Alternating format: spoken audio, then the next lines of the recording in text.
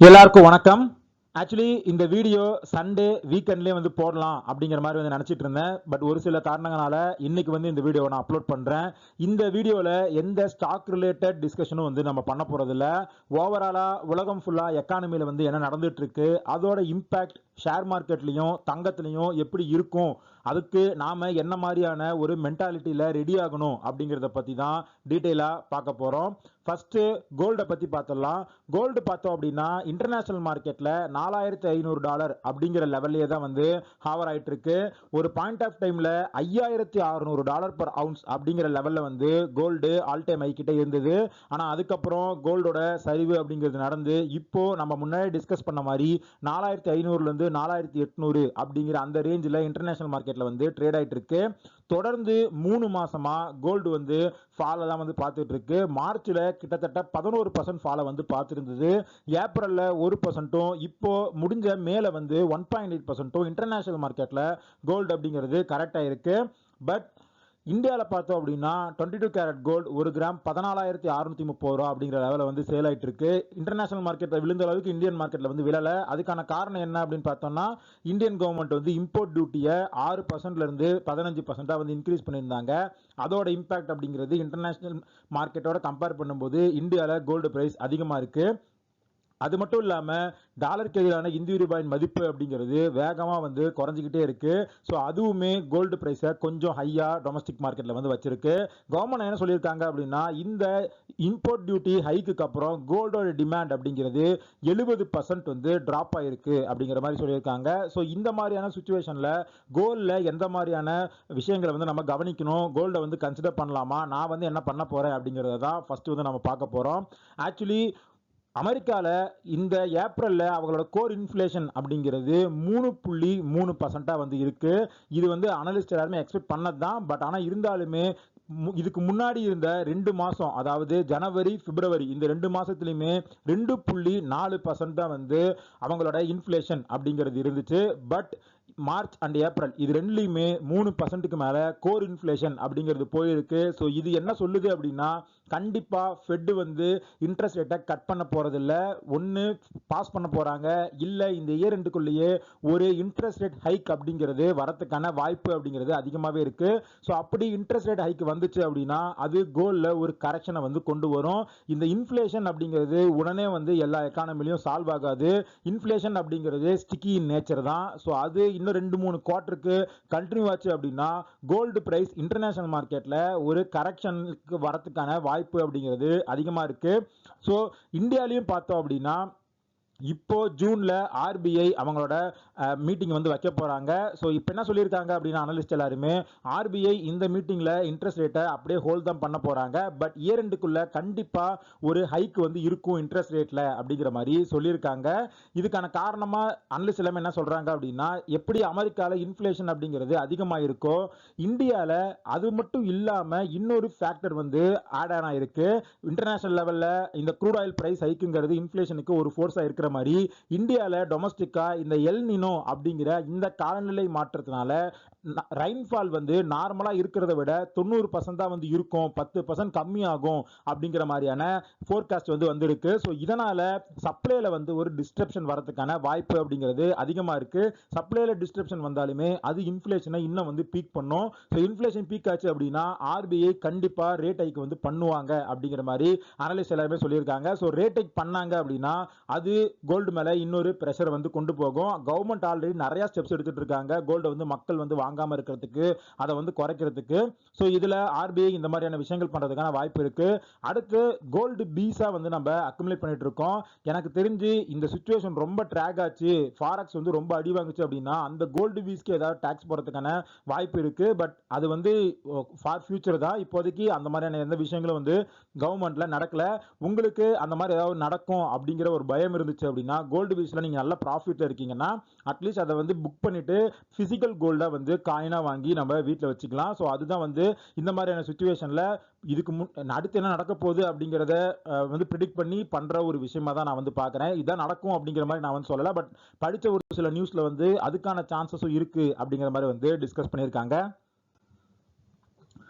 கோல்டை பற்றி ஃபுல்லாகவே பார்த்தாச்சு. ஸோ கோல்டு வந்து கண்டிப்பாக இன்ட்ரெஸ்ட் ரேட் ஹைக் பண்ண ஆரம்பித்தாங்க அப்படின்னா ஃபால் ஆகும். என்னதான் ஃபால் ஆனாலும் அந்த இன்ஃப்ளேஷன் 1 இயர் 2 இயர் இருந்தாலுமே அதுல ஒரு அக்குமுலேஷன் ஆப்பர்ச்சுனிட்டி அப்படிங்கிறது தான் நமக்கு வரும். ஏன்னா எண்ட் ஆஃப் தி டே 2 வருஷம் கழிச்சு கூட திரும்ப இன்ட்ரெஸ்ட் ரேட்டை அமெரிக்கா கட் பண்ணி தான் ஆகணும். அப்ப இதுக்கு முன்னாடி நடந்த கோல்டு ரேலி மாதிரி திரும்ப ஒரு ரேலி நடக்கிறதுக்கான வாய்ப்பு இருக்கு. அந்த அளவுக்கு நடக்கலாலுமே ஓரளவுக்கு ஒரு ரேலி அப்படிங்கிறது நடக்கும். பட் அது வரைக்கும் கோல்ட்ல எப்பெல்லாம் வந்து நமக்கு ஆப்பர்ச்சுனிட்டி கிடைக்குதோ அப்பெல்லாம் அக்குமுலேஷன் அப்படிங்கிறத பண்ணிட்டே தான் நான் வந்து இருக்க போறேன். நான் முன்னாடியே சொன்னது தான், இன்வெஸ்ட்மெண்ட்ல இவ்வளவு பர்சன்டேஜ் அப்படிங்கிறது ஃபிக்ஸ் பண்ணி கோல்ட்ல வந்து நான் வந்து அக்குமுலேஷன் அப்படிங்கிறத பண்ண போறேன். அடுத்து நிஃப்டி 50 என்ன மாதிரியான விளைவுகளை வந்து சந்திக்கும் அப்படிங்கிறத நாம பார்க்கலாம். ஃபர்ஸ்ட் இதுக்கு முன்னாடியே பார்த்தோம் அப்படின்னா 18 மாசமா நிஃப்டி 50ல பெருசா ரிட்டர்ன் அப்படிங்கிறதே கிடையாது. நிஃப்டி 50 ஒரு செப்டம்பர் 2025 அந்த பீரியட் ஆஃப் டைம்ல தான் 52 வீக் ஹை கிட்ட இருந்து 2024 செப்டம்பர்ல. அதுக்கப்புறம் அங்கிருந்து ஒரு கரெக்ஷனை பார்த்து திரும்ப இந்த வருஷம் ஜனவரியில ஒரு ஆல் டைம் ஹை கிட்ட அடிச்சுது. பட் ஆனால் அவங்களால அதை வந்து சஸ்டைன் பண்ண முடியல. ஸோ அங்கிருந்து இந்த ஈரான் அமெரிக்கா வாருக்கு அப்புறம் ஒரு ஃபால் அப்படிங்கிறது தொடர்ந்து நடந்துகிட்டே இருக்கு. கடந்த ஒரு 6 மாசத்துல, அதாவது இந்த வருஷம் ஜனவரில இருந்து பார்த்தோம் அப்படின்னா 11% கிட்ட நிஃப்டி 50 அப்படிங்கிறது கரெக்டா இருக்கு. இதுக்கான முக்கியமான காரணம் எஃப்ஐஐஸ் தொடர்ந்து இந்தியன் மார்க்கெட்ல சேல் பண்ணிட்டே தான் இருக்காங்க. மேல மட்டுமே 33,000 கோடி எஃப்ஐஐஸ் மார்க்கெட்ல வந்து நெட்டா சேல் தான் பண்ணியிருக்காங்க. ஓவராலா இந்த வருஷம் ஃபுல்லா பார்த்தோம் அப்படின்னா 2.2 லட்சம் கோடி ஒர்த் ஆஃப் ஷேர்ஸை வந்து எஃப்ஐஐஸ் சேல் பண்ணியிருக்காங்க. ஸோ டிஐஐஸ் பை பண்ணி மட்டும்தான் இந்த மார்க்கெட் சப்போர்ட் ஆகி இந்த லெவல்ல இருக்கு. டிஐஐஸ் பை பண்ணல அப்படின்னா மார்க்கெட்ல ஒரு ஹெவி கரெக்ஷன் அப்படிங்கிறது நடந்திருக்கும். அடுத்து எஃப்ஐஎஸ் ஏன் இந்த அளவுக்கு விற்கிறாங்க அப்படின்னு பார்த்தோம்னா ருப்பி வந்து ரொம்ப அதிகமா டிப்ரிஷியேட் ஆகிட்டே இருக்கு. ஸோ அதனால அவங்களோட டாலர் ரிட்டர்ன் அப்படின்னு பார்த்தோம்னா அது கிட்டத்தட்ட நெகட்டிவ் அப்படிங்கிற லெவல்ல இருக்கிறதுனால தான் இந்தியன் மார்க்கெட்ல இருந்து வேகமா எஃப்ஐஎஸ் வந்து வெளியே போயிட்டே இருக்காங்க. ரூபா பார்த்தோம் அப்படின்னா இந்த 2026 இப்போ வரைக்கும் இந்த 6 மாசத்துல 7% கிட்ட டிப்ரிஷியேட் ஆயிருக்கு.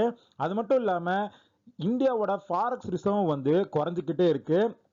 இதுக்கான காரணம் என்ன அப்படின்னா ரூபாவை டிஃபெண்ட் பண்றதுக்காக ஆர்பிஐ வெளி மார்க்கெட்ல வந்து சேல் பண்ணிட்டே இருக்காங்க. டாலரை சேல் பண்ணியுமே அவங்களால ரூபியோட ஃபால் அப்படிங்கிறத தடுக்க முடியல. ஃபாரெக்ஸ் பார்த்தோம் அப்படின்னா ஒரு பாயிண்ட் ஆஃப் டைம்ல 725 பில்லியன் டாலர் வந்து இருந்தது. ஆனா இப்போ அது ரொம்ப குறைஞ்சு 681 பில்லியன் டாலரா வந்து மே எண்ட்ல வந்து இருந்திருக்கு. ஸோ இம்போர்ட் பில் இன்னும் அதிகமாச்சு, ரூபாவோட ஃபால் வந்து கண்டினியூ ஆச்சு அப்படின்னா அது இன்னமுமே ஃபாரெக்ஸ்ல ஒரு பிரஷரை வந்து கொண்டு வரதுக்கான வாய்ப்பு இருக்கு. ஃபாரெக்ஸ் கம்மியாகிறது அப்படிங்கிறது ஓவரால் எக்கானமிக்கே வந்து நல்லது கிடையாது. ஸோ இதனால நிஃப்டி 50ல திரும்ப ஒரு பிரஷர் அப்படிங்கிறது கண்டினியூ ஆகும். நாம முன்னாடியே பார்த்த மாதிரி இன்ஃப்ளேஷன் அப்படிங்கிறது அதிகமாக போகுது. ஸோ இன்ஃப்ளேஷன் அதிகமாச்சு அப்படின்னா ஓவராலா growth வந்து கொஞ்சம் ஸ்லோ டவுன் ஆகும். ஜிடிபி growth வந்து கொஞ்சம் ஸ்லோ டவுன் ஆச்சு அப்படின்னா அது கம்பெனியோட ஏர்னிங்ஸை வந்து பாதிக்கும். அது திரும்ப நிஃப்டி 50 மேல ஒரு பிரஷர் போறதுக்கான வாய்ப்பு அப்படிங்கிறது அதிகமா இருக்கு. நிஃப்டி 50 இவ்வளவு பெரிய ஃபாலை பார்க்காம இருக்கிறதுக்கான காரணம் நம்ம என்ன அப்படின்னு பார்த்தோம்னா நம்ம முன்னாடியே பார்த்த மாதிரி எஃப்ஐஸ் வந்து தொடர்ந்து வாங்கிட்டு இருக்காங்க, மக்கள் வந்து மியூச்சுவல் ஃபண்ட்ல பணம் போட்டுட்டே இருக்காங்க அப்படிங்கிறது தான். பட் ஆனா மார்ச் அண்ட் ஏப்ரல் இது ரெண்டுலயும் வர டேட்டாவை வச்சு பார்த்தோம் அப்படின்னா இந்த எஸ்ஐபி ஸ்டாப்பேஜ் ரேஷியோ அப்படிங்கிறது 100%க்கு மேல இன்க்ரீஸ் ஆயிருக்கு. இதுக்கு முன்னாடி அது வந்து ஒரு 75% அப்படிங்கிற லெவல்ல வந்து இருந்துச்சு. பட் ஆனா இப்போ அது 100%க்கு மேல வந்து போயிருக்கு. அது மட்டும் இல்லாம ஏப்ரல்ல யூனிக் இன்வெஸ்டர் அடிஷன் அப்படின்னு பார்த்தோம்னா அதுவுமே மியூச்சுவல் ஃபண்ட்ஸ்ல 3 இயர் லோவை வந்து தொட்டிருக்கு. ஸோ இது வந்து நமக்கு என்ன தெரியுது அப்படின்னா மியூச்சுவல் ஃபண்ட்ல இன்வெஸ்ட் பண்றவங்க, புதுசா வந்து இன்வெஸ்ட் பண்ண வந்தவங்க, இவங்க எல்லாருமே இந்த தொடர்ந்து நோ ரிட்டர்ன் இருக்கிறது அப்படிங்கிறதுனால மியூச்சுவல் ஃபண்டை விட்டு கொஞ்சம் வெளியே போயிட்டு இருக்காங்க அப்படிங்கிறது தான் நமக்கு இதுல ஒரு இண்டிகேஷனா வந்து தெரியுது. இந்த மியூச்சுவல் ஃபண்ட்ல என்ன நடந்துட்டு இருக்கு அப்படிங்கறத டேட்டாவா பார்த்தோம் அப்படின்னா போன மார்ச்ல எஸ்ஐபி டிஸ்கன்டினியூ பண்ணப்பட்டது 53.38 லட்சம். ஆனா புதுசா ரிஜிஸ்டர் ஆனது அப்படிங்கிறது வெறும் 52.82 லட்சம் தான். ஸோ ஸ்டாப்பேஜ் ரேஷியோ அப்படிங்கிறது 101% கிட்ட இருந்தது. ஏப்ரல்லையும் அதே தான் 101% கிட்ட ஸ்டாப்பேஜ் ரேஷியோ அப்படிங்கிறது இருக்கு. ஸோ இதுல இருந்து நமக்கு என்ன தெரியுது அப்படின்னா மக்களுமே எஸ்ஐபியில் இன்வெஸ்ட் பண்ணுறதை வந்து அப்பப்போ வந்து டிஸ்கன்டினியூ பண்ணிட்டே இருக்காங்க அப்படிங்கிறது தான். என்னை பொறுத்த வரைக்கும் நீங்கள் நிஃப்டி 50ல் வந்து இண்டெக்ஸ் ஃபண்டில் இன்வெஸ்ட் பண்ணியிருந்தீங்க அப்படின்னா நான் வந்து இன்வெஸ்ட் பண்ணியிருக்கேன். ஸோ அதை அப்படியே வந்து கண்டினியூ தான் பண்ண போகிறேன். ஏன்னா இது வந்து ஒரு 1 இயர் இல்லை 2 இயர் ஒரு அண்டர் பர்ஃபார்மன்ஸில் நிஃப்டி இன்னும் இருந்தாலுமே நமக்கு அந்த பீரியட் ஆஃப் டைமில் நிறைய யூனிட்ஸை அக்குமுலேட் பண்ணுறதுக்கான ஒரு ஆப்பர்ச்சுனிட்டியை தான் நான் வந்து பார்க்குறேன். ஏன்னா நம்ம வந்து எஸ்ஐபி தான் பண்ண போகிறோம், ஒரு குறிப்பிட்ட அமௌண்ட்டை தான் மந்த்லி வந்து போட்டுட்டு இருக்க போகிறோம். ஸோ ஒன்ஸ் இந்த எக்கானமிக் சுச்சுவேஷன்லாம் சால்வ் ஆனதுக்கு அப்புறம் திரும்ப கம்பெனியோட ஏர்னிங்ஸ் வந்து இன்க்ரீஸ் ஆச்சு அப்படின்னா அப்ப நிஃப்டி 50ல ஒரு ரன் அப்படிங்கிறது இருக்கலாம். ஸோ அது வர வரைக்கும் இந்த பேஸ்ல மியூச்சுவல் ஃபண்ட்ல கொஞ்சம் கொஞ்சமா அக்குமுலேஷன் அப்படிங்கிறத நான் வந்து பண்ண தான் போறேன். பட் இண்டிவிஜுவல் ஷேர்ஸ்ல இன்வெஸ்ட் பண்றதுக்கு முன்னாடி கொஞ்சம் நாம கவனமா இருக்கணும்.